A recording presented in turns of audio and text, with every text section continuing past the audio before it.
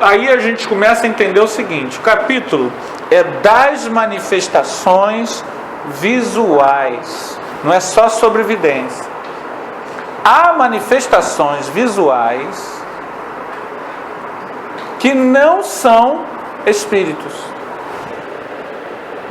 São muitas vezes, não é o caso, mas muitas vezes você vê o ambiente, é uma psicometria do ambiente. Você vê o ambiente como ele era há 100 anos atrás, há 200 anos atrás. Uma amiga minha, eu não me lembro o local que ela foi, e ela, quando olhou para o rio de água, ela viu um monte de negras escravas lavando roupa. Mas não eram espíritos. Ela estava vendo porque as coisas ficam gravadas no espaço e no tempo. Ela estava vendo uma cena do século XIX. Aqueles espíritos não estavam ali. Ela viu, aquelas pessoas estavam ali no século XIX encarnadas, mas aquilo fica gravado. Então, muitas vezes, nós, quando entramos em ambientes históricos, a gente consegue ver como aquele ambiente era. Uma conhecida, esposa do amigo meu, ela nunca tinha estado no Rio de Janeiro. Nunca tinha estado no Rio de Janeiro. Ela é baiana, mora na Bahia. Quando ela esteve no Rio de Janeiro, ela viu o Campo de Santana. Ela não viu o Campo de Santana. Ela viu o Campo de Santana como era há 200, 300 anos atrás. Aí ela começou a narrar. Depois eu fui pesquisar, era aquilo mesmo que ela estava dizendo. Aqui eu posso falar, eu vou lá no 109. 109, vamos lá. O perispírito, que ele fala aí do perispírito. Como se vê, é o princípio de todas as manifestações. Comenta esse 109 aí pra gente, falando sobre. Inicia essas manifestações, porque está no perispírito, o que é isso? Fala aí pra gente. É interessante isso. O perispírito é a chave da manifestação visual. Primeiro, o espírito, ele nunca é visto na sua essência divina. Sempre que a gente vê um espírito, a gente vê ele com seu corpo espiritual, perispírito. E justamente nós temos um perispírito. Temos um corpo espiritual.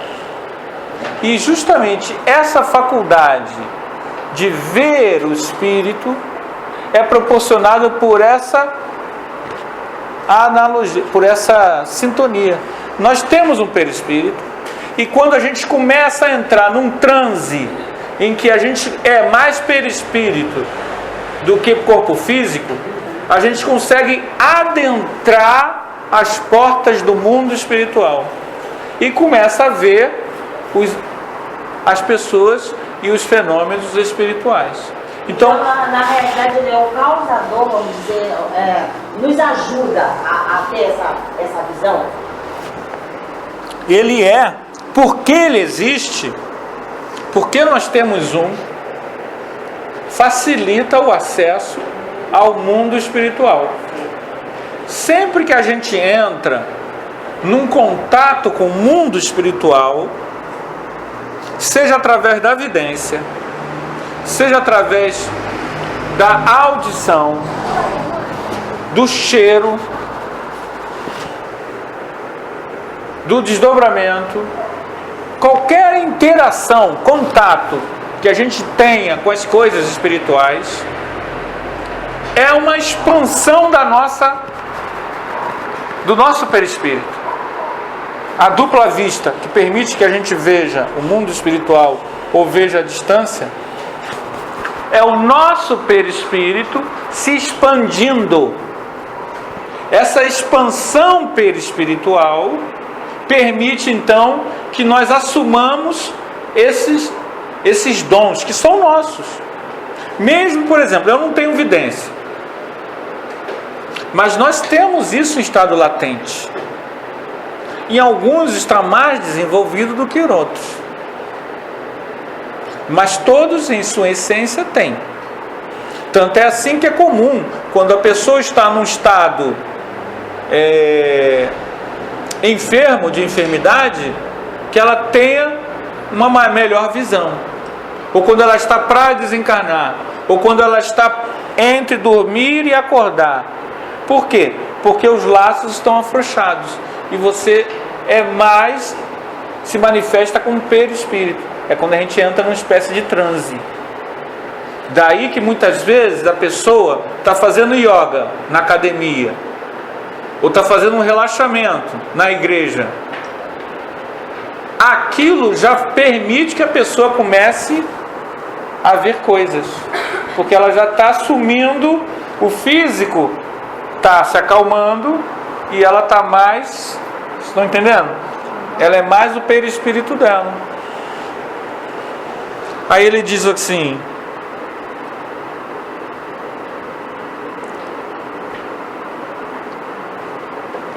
Aí encontramos ainda, ele está falando a causa, há de muitos outros fenômenos que examinaremos antes de passarmos ao estudo das comunicações propriamente ditas.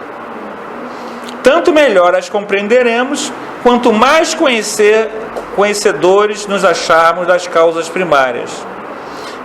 Quem haja compreendido bem aquele princípio, facilmente por si mesmo o aplicará aos diversos fatos que se lhe possam oferecer à observação.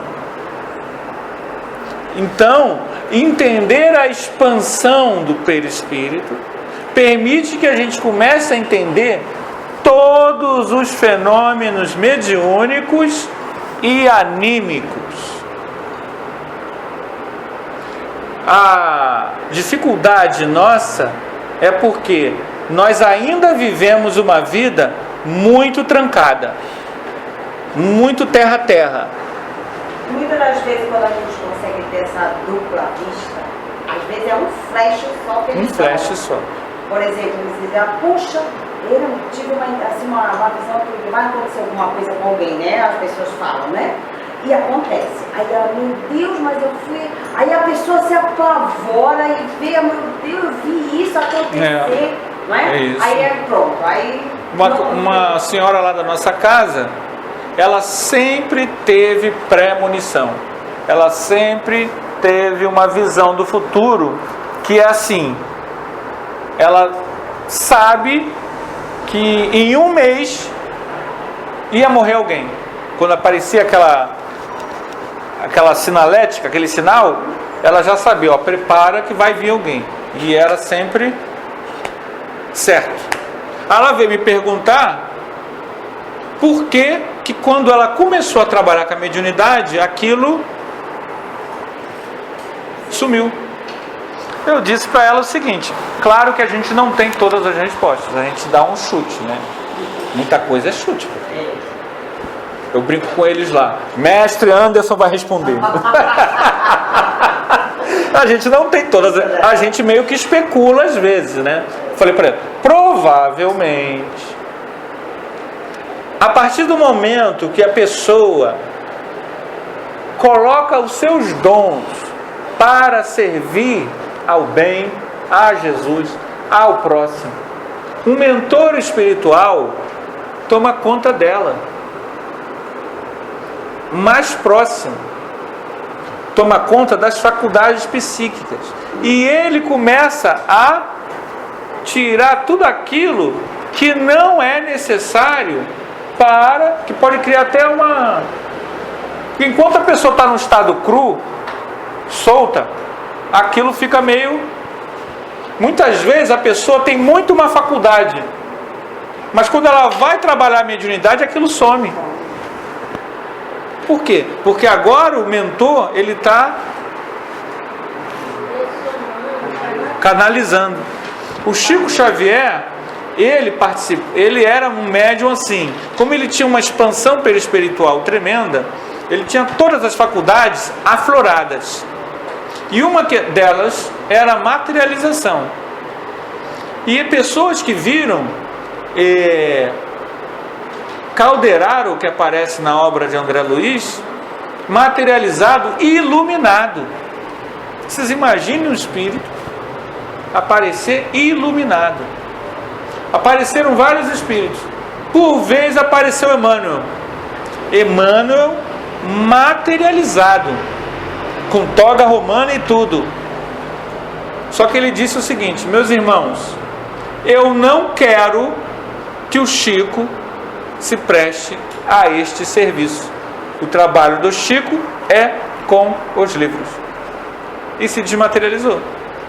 Deu recado, né? Deu recado, né? Ele comentou do Chico. Por quê? Porque aquilo ali dispersaria muita energia, né? Na reunião de materialização há um grande desgaste. E o trabalho do Chico era nos dar essas obras maravilhosas, né? E que falar a mente. Então o mentor espiritual, eu expliquei para ela, o mentor espiritual, ele meio que cuida. Tudo aquilo que é excessivo, que é prejudicial, que não é necessário dentro de um processo de ajuda, ele vai meio que tirando aquilo, né?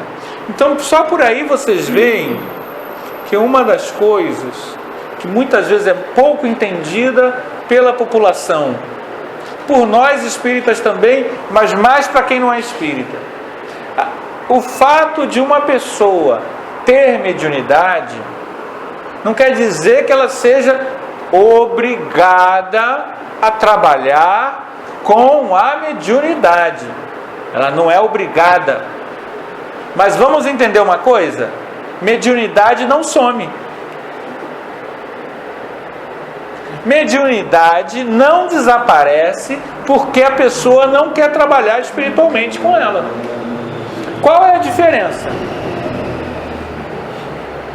A diferença é que quando eu quero servir a humanidade, quando eu quero ser útil, quando eu quero ajudar as pessoas, seja através de um passe, seja através de um livro que eu escrevo, seja através de algum ensino, que nem precisa ser espírita. Como escovar o dente direito. Qualquer coisa que você ajude ao próximo, a espiritualidade está ali contigo. Você não precisa nem saber que existe espírito. A espiritualidade superior vai lhe inspirar, lhe amparar, lhe proteger, estimular. Agora, se você tem mediunidade e não faz nada para ninguém, vive só a sua vidinha, os espíritos superiores têm mais o que fazer. Você vai ter um anjo da guarda, mas vocês não acreditem que anjo da guarda ou espírito protetor fica 24 horas ali. Você vai andando, ele vai andando junto. Ó, tem uma pedra aqui. Não é assim, gente. A proteção, ela é assim, geral. Ele inspira nos grandes momentos da pessoa. André Luiz, ele abre um pouco a visão para a gente. Por exemplo, na casa espírita você tem um protetor da casa espírita, os protetores espirituais. As ruas têm protetores espirituais, os quarteirões, as universidades, as escolas. Eles protegem de forma assim, ampla e geral. E tu tem o teu mentor, que em alguns momentos da tua vida, que são cruciais, vou ou não vou, fico ou vou, ele ali está ali próximo. Se você tiver sintonia, ele está próximo. O problema nosso qual é? A sintonia. Nós não oramos. A gente só ora quando a coisa está. A gente tem que orar sempre. Acorda orando. Abençoa todo mundo. Não fala mal de ninguém. Entra na sintonia com os bons espíritos. Então o perispírito, ele está na chave de toda manifestação mediúnica e, consequentemente, das manifestações visuais. Vejam bem, a manifestação visual, era isso que eu estava procurando aqui, mas não achei, ela pode se dar como uma visão do passado. Muitos de nós, durante o sono, vemos o passado, outras vidas. Muitos de nós vemos coisas que estão acontecendo agora. Agora. Um terremoto no Nepal. A pessoa está aqui no Brasil e ela percebe. Algo físico. Há um caso que é bem conhecido, que aconteceu no Big Brother. Acho que no segundo Big Brother, o terceiro. A senhora, ela já era uma senhora, estava de biquíni, tomando sol, sozinha. E a câmera filmando. E ela está lá, tomando sol. Aí ela, de repente, fulana, a irmã dela. Fulana, ela falando sozinha. Fulana, você me chamou? Escutei a voz da minha irmã. Naquele momento a irmã dela estava desencarnando e chamou por ela. Foi o quê? Um fenômeno que estava acontecendo naquele momento e foi filmado, depois mostrou até no Fantástico. Por quê? Houve essa expansão. Foi uma manifestação também. Há fenômenos que a gente consegue ver o quê? O futuro. Muitas vezes um vislumbre. Às vezes não é o futuro. Às vezes é o quê? É um aviso. Olha, se continuar nesse caminho, vai dar nisso. Às vezes é um aviso, né? Tudo isso são manifestações da alma, de alma para alma.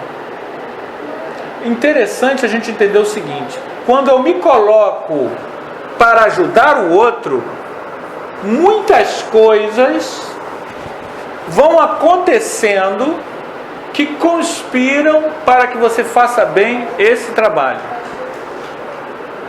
Seja qualquer trabalho. A gente não percebe o mundo espiritual por causa da falta de atenção.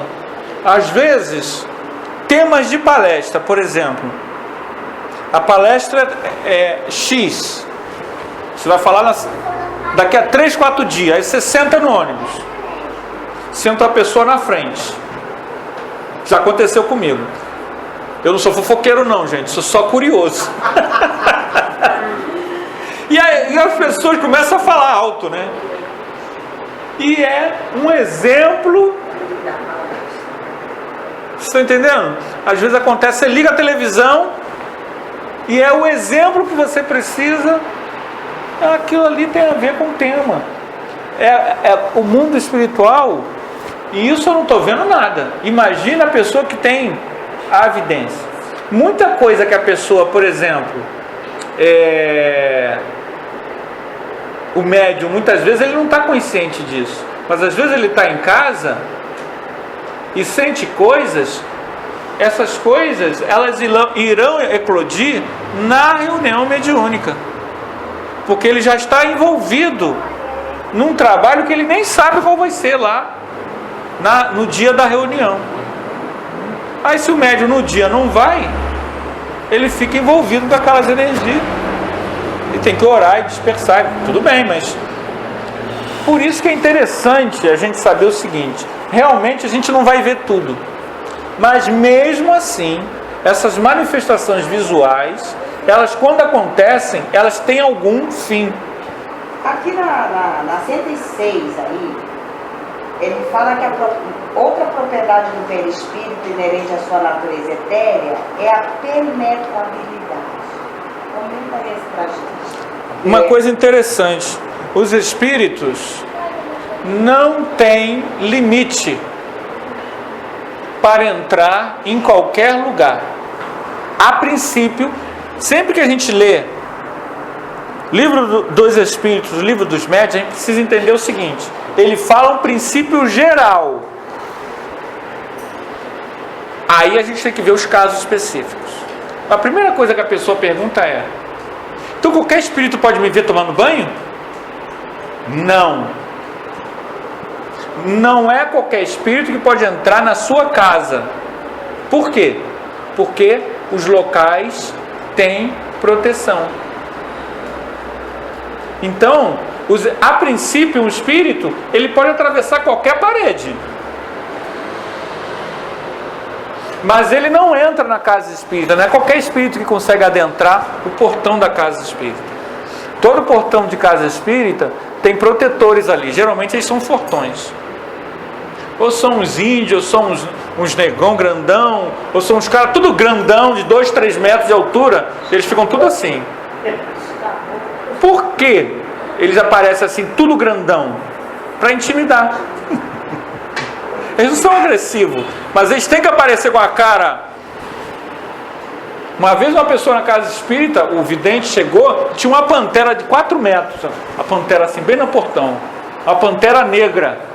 Eu adoraria ver, né?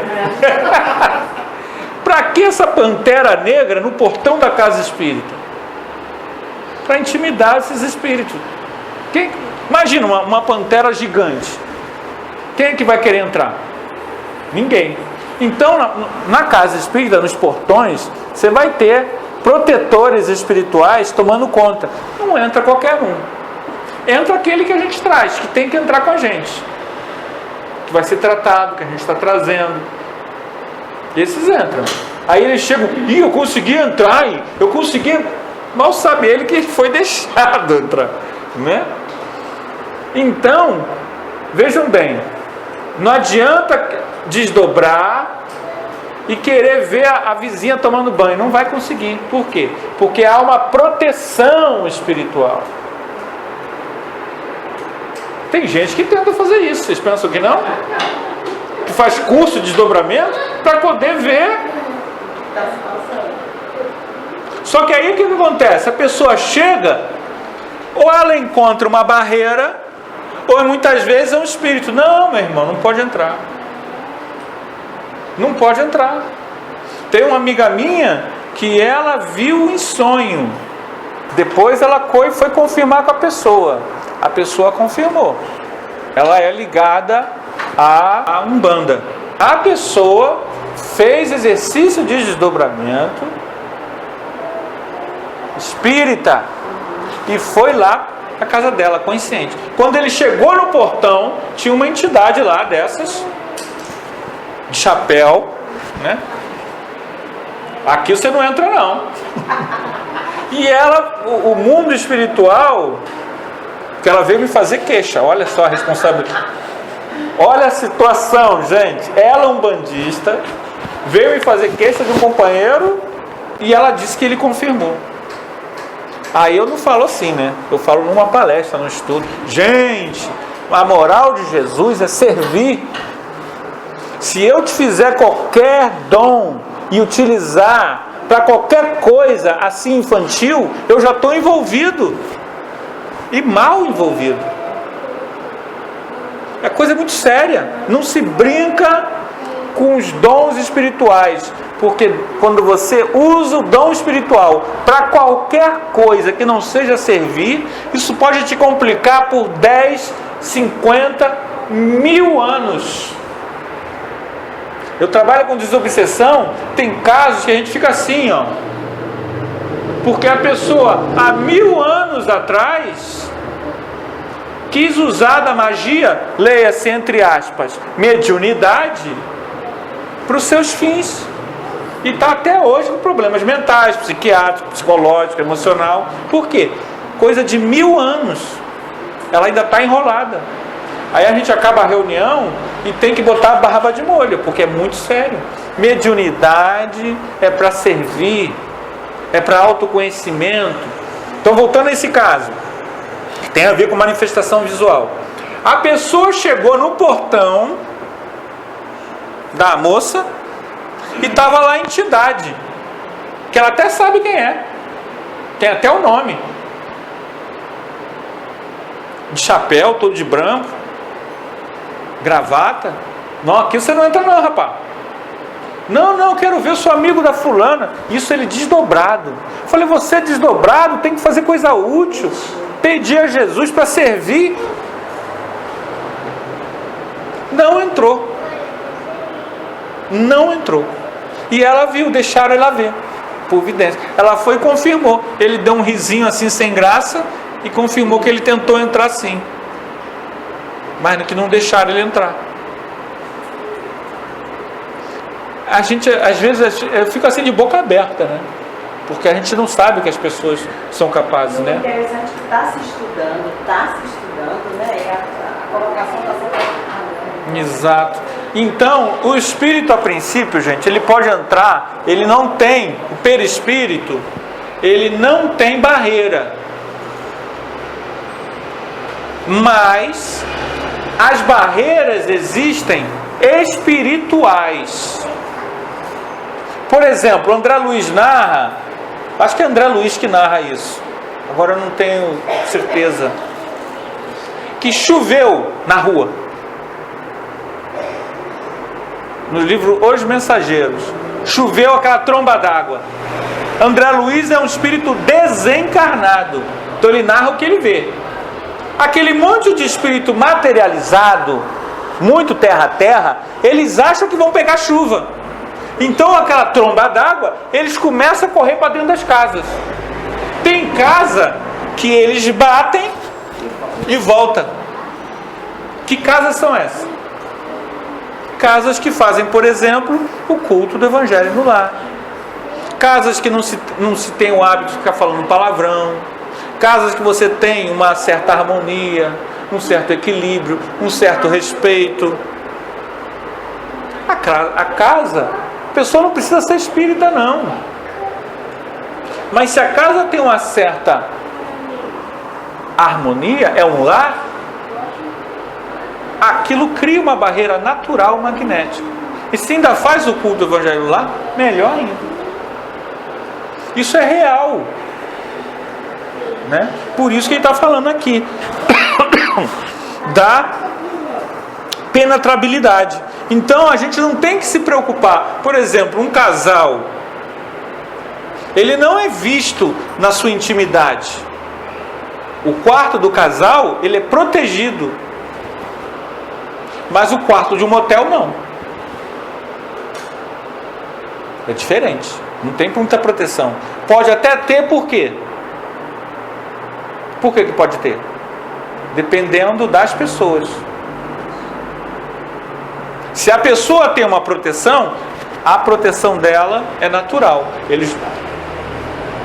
Mas a barreira é mais fraca, porque é um local de entra e sai, de movimento. Mas o quarto de um casal é um local resguardado. Não é qualquer um que entra, né? Então essa proteção espiritual, ela é real, ela existe. Mas o princípio geral é que um espírito... Outra coisa que Kardec diz em algum momento aqui é sobre a questão... dificilmente você vê muito espírito andando. São detalhes, né? O espírito, ele vem assim, ó.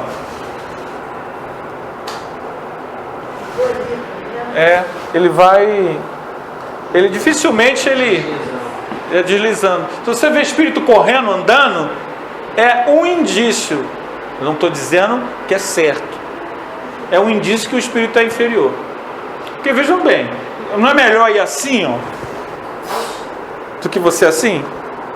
E outra coisa que Kardec diz, que os espíritos dizem a Kardec: quando você vê um espírito, é interessante até você ver o que ele quer, mentalmente, você não precisa falar não. Conversa. Às vezes a gente fica tão apavorado, né? Tem um caso, o pessoal acabou de sair da reunião mediúnica, aí eles saíram da reunião mediúnica, aí estão ainda andando pelo centro, e os dois trabalhadores espíritas viram o espírito materializado, assim, e eles viram que é um espírito, né? Todo de branco, flutuando. Os dois saíram correndo. Só pararam um quarteirão depois. Aí, vergonha, né, gente? Que vergonha. É o medo. Nós não precisamos ter medo dos espíritos. Kardec coloca nesse capítulo o seguinte: é mais fácil a gente ter medo de um encarnado do que de um desencarnado. Desencarnado, você está com medo, está com receio, está com dúvida? Faça uma oração, pense em Deus, mas coloca sentimento. Abençoa o espírito. Antigamente tinha aquele hábito, né? Bença mãe, bença pai. Aí qual era a resposta? Deus te abençoe. Exatamente, abençoa o espírito. Eu te abençoo em nome de Deus. Mas abençoa com carinho, com vontade de que ele seja feliz. A energia vai. Só de eu falar, eu já sentia a energia boa. Eu quero o seu bem, seja feliz. O que você quer? O espírito, ele recebe essa energia. A pessoa, ela foi dormir, e aí ficou naquela coisa de dorme, não dorme. Aí ela abriu assim o olho, aí ela viu no canto do quarto dela um morcego gigante, todo preto. Aí ela, e aí ela pensou assim, esticou as mãos e começou a jogar energia. Aí sabe o que aconteceu? Adivinha? Ele começou a chorar. Aí ela foi, olhou para os olhos. Aí ela lembrou, né? Aquilo não é um monstro. Que ela quis se portar que nem super-herói, né? Jogar raio. Aquilo não era um monstro. O que era aquilo? É um ser humano. Aí ela começou a ter o quê? Compaixão. Ele se apresentando de uma forma. Ele estava deformado porque está doente, né? Tá? E aí começou a sair uma outra energia. Aquela energia ela viu, envolveu a entidade, a aparência dele foi se transformando. E ele voltou àquela aparência humana. Quando ele voltou à aparência humana, ela viu duas mãos brancas segurando ele e desaparecendo na luz. O que eles queriam, os mentores, era o quê? Que ela ajudasse na assistência. O medo só atrapalharia. Quando a pessoa... Não era a primeira vez que ela via espírito, ela tinha uma certa... Mas muitas vezes a gente se deixa cair o quê? Pelo medo, né? Você vê um espírito, eu vi um vulto, meu Deus, ai Nossa Senhora. O medo é o pior caminho para lidar com as aparições, porque o medo demonstra falta de fé. Você pode levar um susto, é normal. Uma colega nossa lá no nosso centro estava eufórica. Há um mês ela viu o primeiro espírito na vida dela. Ela está fazendo lá educação mediúnica.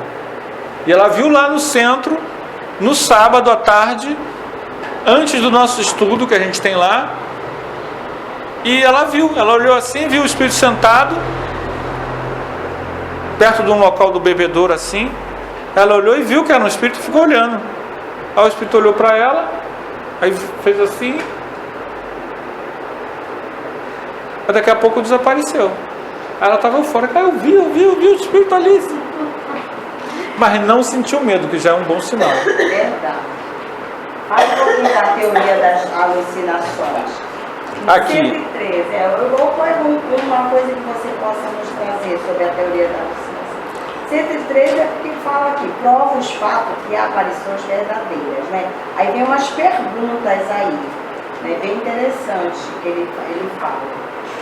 Isso. São sempre reais as visões? Isso. Não serão algumas vezes efeito da alucinação? quando em sonho ou de modo diverso? Se vem exemplo o diabo ou outras coisas fantásticas que não existem, não será isso um produto da imaginação? Sim. Algumas vezes, quando dá muita atenção a certas leituras ou a histórias de sortilégios que impressionam, a pessoa, lembrando-se mais tarde dessas coisas, julga ver o que não existe. Uma das coisas que a gente precisa ter em mente: nem tudo que sonho, que a gente vê, é do mundo espiritual. Muitos sonhos, muitas visões, elas são imaginações mesmo. Então, se você sonha com Brad Pitt, você não esteve com Brad Pitt. Se você sonha com Angelina Jolie, você não esteve com Angelina. Isso tem muito a ver com o quê? Com a nossa mente, a imaginação. Então, muitos sonhos. Eu vi um diabo assim, assim, assim, assim. Aquilo não quer dizer que é um pesadelo, que você estava num lugar que tinha mau espírito. Muitas coisas têm a ver até com... você vê Sobrenatural, uma série de TV que tem aí. Você vê aquilo fica lá, né? Você joga um videogame que tem isso. Aquilo... Ou mesmo que você não jogue, o seu filho joga, você olha, está vendo aquilo ali. Aquilo já entra, e muitas vezes durante o sono. Então a gente não precisa criar também uma aura de mistério. Nem tudo que a gente vê, principalmente em sonho, tem a ver com algo real. Muitos sonhos são simbólicos. Muitos sonhos têm a ver com o seu dia a dia, com o que você assistiu na TV, com coisas que você precisa fazer, mas não é um aviso de nenhum espírito. É o teu próprio inconsciente raciocinando e digerindo as informações. Não é nem às vezes orientação nenhuma. Às vezes é o estresse.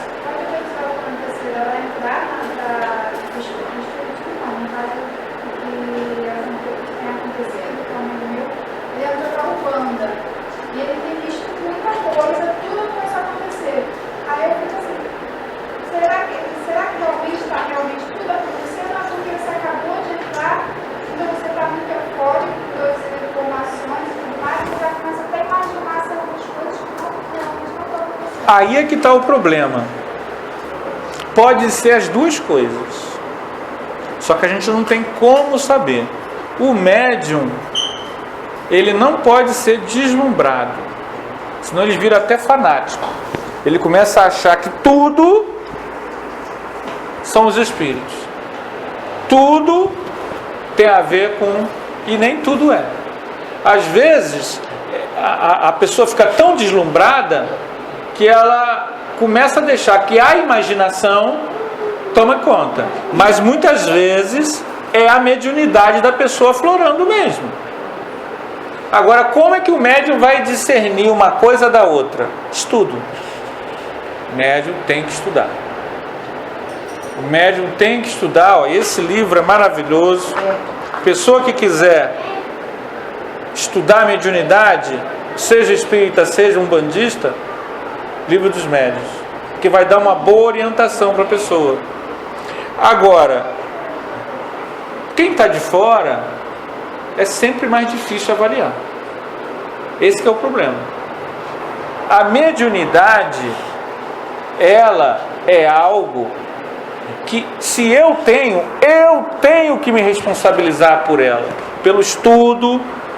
Eu não posso só ficar assim, será que é, será que não é? Aí passa um ano, será que é, será que não é? Passa 10 anos, 20 anos, não. A pessoa tem que ter o estudo e começar a diferenciar uma coisa de outra coisa. Quanto mais mistério você cria, pior. Espírito tem tudo quanto é lugar. Nós somos espírito. Você quer ver um espírito agora? Você? Agora. Vou fazer você ver um espírito agora, nesse instante. Feche os olhos. Vamos todos fechar os olhos. Vamos ver um espírito agora? Confiem. Vamos fechar os olhos. Agora deem uma virada sutil para a direita. Abra os olhos. Esse é um espírito encarnado. Não viram ainda? Virem, fechem os olhos, virem para a esquerda. Esse é um espírito, só que encarnado. Espírito encarnado, gente. Não é porque a nossa avó desencarnou que agora a gente vai ter medo dela. Ela continua sendo gente. Então às vezes a gente cria, não, por que aconteceu isso? Por que aconteceu aquilo? Aí o médium, ele entra num fanatismo. Quando na verdade Kardec vai insistir. A relação com o mundo espiritual, ela é natural. E às vezes acontece o pior. Às vezes o médium é vidente, aí fica aquele monte de gente. A fulana, o que você viu? Isso de mim, o que você tem para dizer? E aí ficam aquele monte de pessoas seguindo o médium. E às vezes o médium gosta. Não, porque eu vi isso, não sei o que, não sei o que lá. E o médium gosta. Gente, evolução é individual. Não adianta, vai por aqui. Aí todo mundo vai por ali. A pessoa tem que chegar um dia e falou, tem gente que é tão fanático que quer consultar os espíritos. Eu posso comprar o carro ou não? Eu vi uma casa assim. Eu posso namorar ele ou não? Gente, espírito não é para isso. A mediunidade, ela é para servir. Se você começa a fazer pergunta muito terra a terra, o que acontece? Pela lei de sintonia. Vem espírito terra a terra respondendo. Que às vezes a gente pensa quem é aquela entidade. Não, porque é a entidade do seu fulano. Gente, entrou outra ali e substituiu pela sintonia. Acontece isso? Acontece. Ele continua dizendo que é seu fulano, você não sabe quem é? Depende da sintonia. Então, essa coisa de ficar perguntando, não, devo namorar ele ou não? Devo comprar aquela casa ou não? Eu vi um carro, aquele carro é bom para mim ou não? Gente, isso já é fanatismo. Então, a gente precisa entender o seguinte, a alucinação existe. Há fantasia sim. E qual o maior problema da fantasia? Quando o médium acredita nela. Isso é que é um problema. O médium começa a acreditar que ele lê pensamento. Vamos falar uma coisa. Ler pensamento do outro é possível. Só que isso só acontece quando é para ajudar. Em geral, nossos pensamentos, eles ficam restritos a nós. Outra pessoa, ela só consegue ter essa capacidade quando ela já está com um nível de espiritualização, porque ela quer ajudar o outro. Se eu ainda tenho pinimba, raiva, antipatizo com alguém, dificilmente eu consigo ler pensamento. Porque você está invadindo a intimidade do outro sem compaixão. Muitas vezes é imaginação. Claro que é diferente. Você já olha para a cara da tua esposa e tu viu. Tu já está lendo o pensamento porque tu já conhece. Pela cara que ela fez, tu já sabe, né? Isso é outra coisa. Não é disso que eu estou falando, não. Porque às vezes você já conhece a pessoa tão bem que até isso aqui, a pessoa faz isso aqui, tu já sabe.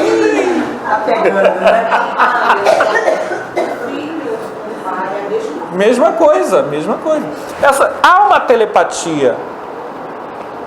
Às vezes essa telepatia aconteceu comigo. Eu estava em 93 em outro país, na Argentina, trabalhando. E aí, na Argentina, durante o carnaval. Mas lá não tem carnaval, mas não é que nem aqui. É uma coisa assim, é um desfile de banda, não tem samba, não tem nada.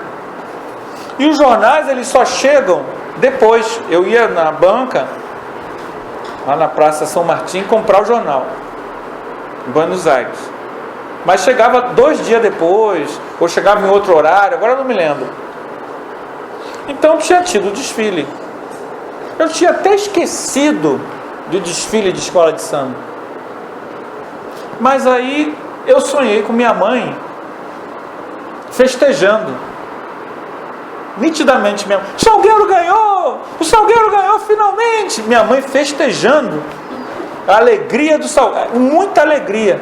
Eu acordei com aquilo na cabeça. Aí eu falei, vou comprar o jornal. Quando eu comprei o jornal, quem é que tinha ganho em 93 samba? Salgueiro. Quer dizer, houve uma... Entre eu lá em Buenos Aires e minha mãe, que o Salgueiro já não era campeão há muitos anos. Então houve a alegria da minha mãe, que minha mãe nasceu no Morro do Salgueiro, né? A alegria da minha mãe, a euforia dela de aquilo transmitiu. Até pela tua ligação com ela. A minha ligação com ela. E assim a gente com as pessoas que estão em volta da gente, isso acontece. É uma telepatia, isso acontece. Mãe e filho. Casal, muitas vezes o casal, quando tem muita harmonia, ele já percebe telepaticamente, não só na aparência, né? Irmão gêmeo muitas vezes tem muito isso, né? E também as visões, que é o nosso tema, também acontece. Muitas vezes você tem visões do outro, né? Tem uma conhecida minha que ela namorava uma pessoa que ela gostava muito. Só que ela começou a ter umas visões esquisitas. Ela começou a ver essa pessoa com outra mulher.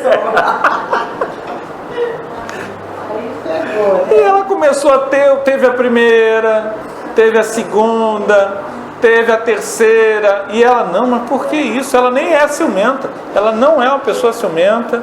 Ela não é uma pessoa chata, ela não é pessoa de ficar perguntando, de ficar desconfiando.